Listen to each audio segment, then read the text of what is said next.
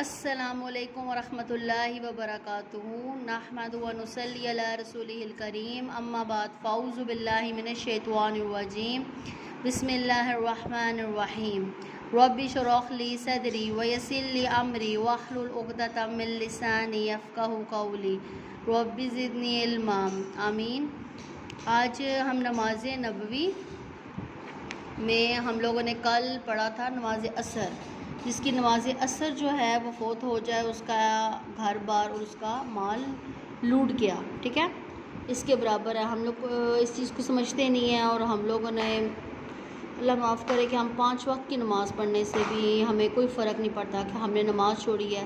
پہلے جن کا ایمان تازہ ہوتا ہے یا جن کا ایمان اچھا ہوتا ہے، وہ ایک نماز چھوٹنے پہ بھی ان کو بہت تکلیف ہوتی ہے اور رنجیدہ ہوتے ہیں۔ جس طرح ہماری لائف میں سے جس طرح کسی چیز کی کمی ہو جائے تو ہم رنجیدہ ہو جاتے ہیں، ایسے ہوتے ہیں کچھ لوگوں کا۔ یہ بھی ہے، اور اسی زمانے کے رہنے والے لوگ ہیں، یہ نہیں کہ آج کل سب بھی ایسے ہیں، نہیں، کچھ کیا بہت سے بھی اللہ والے ہیں اور اللہ کو یاد کرنے والے ہیں۔ بس ہر انسان میں ایمان کی کمی کسی میں زیادہ ہوتی ہے، کسی میں کم ہوتی ہے، تو اس کے لیے ہمیں خود جدوجہد کرنی پڑتی ہے، خود ہم نماز پڑھیں، قرآن مجید کے بارے میں جانیں۔ بہت سے ایسے مدارس ہیں، خاص طور پر الہدیٰ، میں کسی کو نہیں کرتی، لیکن جو میرا اپنا ایکسپیرینس ہے کہ الہدیٰ جو ہے وہ سب سے اچھا جو ہے وہ ادارہ ہے، اسلامی ادارہ ہے، جو کہ اسلام آباد میں۔ اگر آپ اس سے تعلیم حاصل کریں تو نہ صرف آپ وہاں سے ڈگری بھی حاصل کر سکتے ہیں، ساتھ ساتھ اپنے جو ہیں وہ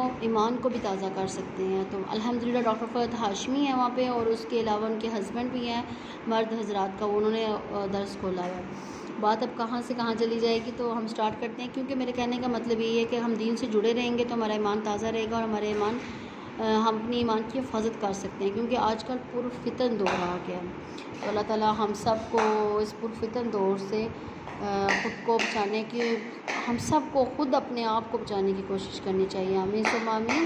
بجائے ہم کسی کو تنقید کریں، سب سے پہلے اپنے گھر سے یا خود سے شروع کریں۔ حدیث ہم لوگ سٹارٹ کرتے ہیں کہ سیدنا ابو ہریرہ رضی اللہ عنہ روایت کرتے ہیں کہ رسول اللہ صلی اللہ علیہ وسلم نے صحابہ رضی اللہ عنہ سے فرمایا، بھلا مجھے بتاؤ، اگر تم میں سے کسی کے دروازے کے باہر نہر ہو اور وہ اس میں ہر روز 5 بار نہائے، کیا پھر بھی اس کے جسم پر میل باقی رہے گا؟ ٹھیک ہے، صحابہ رضی اللہ عنہ نے کہا نہیں۔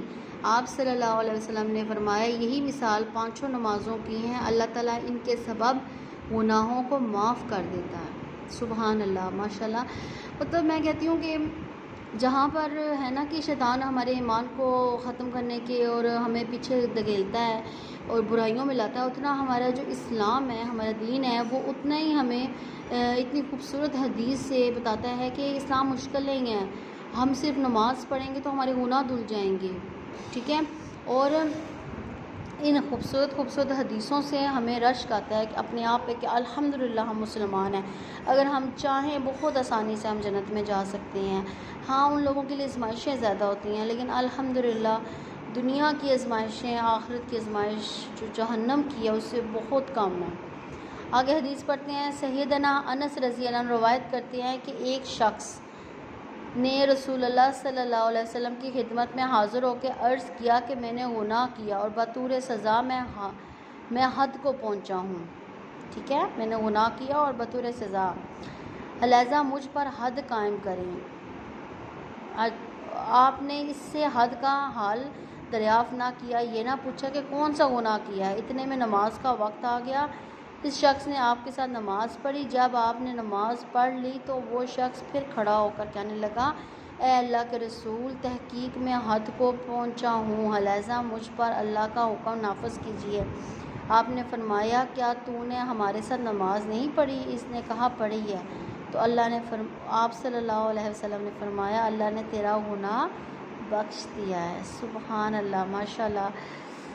یہ میں کہتی ہوں کہ حدیثیں پڑھ کے میرا ایمان جتنا تازہ ہو رہا ہے، اللہ کرے آپ کا بھی اتنا ہی ایمان تازہ ہو، اور آپ دل میں تہیہ کر لیں کہ ہم نے نماز پڑھنی ہے، چاہے جو کچھ بھی ہو جائے، چاہے شادی ہے، چاہے میت ہے، جو بھی ہے، جہاں پہ بھی آپ گئے ہیں، آپ بس خود کو پکا کر لیں گے نا، دعا مانگیں گے اللہ سے کہ اللہ مجھے ہدایت کے راستے پہ چلاؤ، میں نے نماز پڑھنی ہے، ہر حال میں پڑھنی ہے، تو اللہ تعالیٰ آپ کے لیے آسانیاں بھی کریں گے اور آپ کو آپ کے ایمان پہ بھی رکھیں گے۔ اور آپ یہ نہ دیکھیں کہ جی میں بوڑھی ہو گئی ہوں، میری یہ ایج ہو گئی ہے، میری وہ ایج ہو گئی ہے، آپ کو قرآن مجید نہیں صحیح پڑھا، آپ سیکھیں۔ آج کل تو نیٹ کا دور ہے، آپ کسی بھی قاری کا نکالیں۔ آج کل تو میرے اپنے اس میں ہیں، نورانی قاعدہ میں نے پڑھایا ہے، انشاءاللہ میں قرآن مجید بھی سٹارٹ کروں گی اس بک کے بعد، تو آپ خود بھی پڑھ سکتے ہیں، آرام سے پڑھ سکتے ہیں۔ آپ کو گھر سے نکلنے کی بھی ضرورت نہیں کہ لوگ کیا کہیں گے، میری اتنی ایج ہوگی مجھے قرآن مجید نہیں آتا، وٹ ایور۔ آپ بس یہ دیکھیں کہ میرے اندر اب ایمان تازہ ہوا، میں نے اب یہ کرنا ہے، تفسیر سیکھنی ہے، اس کی تفسیر پڑھنی ہے، تجوید سیکھنی ہے۔ زیادہ سے زیادہ اپنا ٹائم قرآن مجید کے ساتھ لگائیں۔ میں یہ نہیں کہتی کہ دنیا کے معاملات چھوڑ دیں، دنیا کے معاملات بھی ساتھ ساتھ دیکھیں، تو بس اللہ تعالیٰ ہمارے وقت میں وسعت پیدا فرمائے کہ ہم زیادہ سے زیادہ قرآن مجید کو ٹائم دے سکیں۔ اللہ کی رحمت و بخشش کتنی وسیع ہے کہ نماز پڑھنے کے سبب اللہ نے اس کا گناہ جسے وہ اپنی سمجھ کے مطابق حد کو پہنچانا کہہ رہا تھا معاف کر دیا۔ معلوم ہوا کہ نماز گناہوں کو مٹانے والی ہے۔ سبحان اللہ، ماشاء اللہ۔ اگر عقیدہ، طریقہ نماز اور نیت درست ہو تو نماز پر ہمیشگی بندے کو گناہوں سے روک دیتی ہے۔ اگر کوئی شخص نماز پڑھنے کے باوجود کبیرہ گناہوں کا ارتکاب کرتا ہو تو یقیناً مذکورہ 3 اوصاف میں سے کسی ایک میں ابھی تک خلل موجود ہے جس کی اصلاح ضروری ہے۔ مطلب اس میں کہا جا رہا ہے کہ اگر آپ نماز پڑھنے کے باوجود بھی کبیرہ گناہ کر رہے ہیں تو پھر آپ کا یہ 3 اوصاف جو اوپر بتائے ہیں، عقیدہ، طریقہ نماز اور نیت، یہ تینوں چیزیں اگر آپ کی درست ہیں نا تو پھر آپ گناہوں سے بچے ہوئے ہیں۔ لیکن اگر ان تینوں چیزوں میں سے بھی آپ کا نہیں ہے نا، آپ کا ایک بھی اوصاف نہیں ہے، تب آپ کبیرہ گناہ پڑھیں، تو اپنے عقیدہ، طریقہ نماز اور نیت کو درست رکھیں۔ ٹھیک ہے، یہاں تک کا آج کا لیسن ہے۔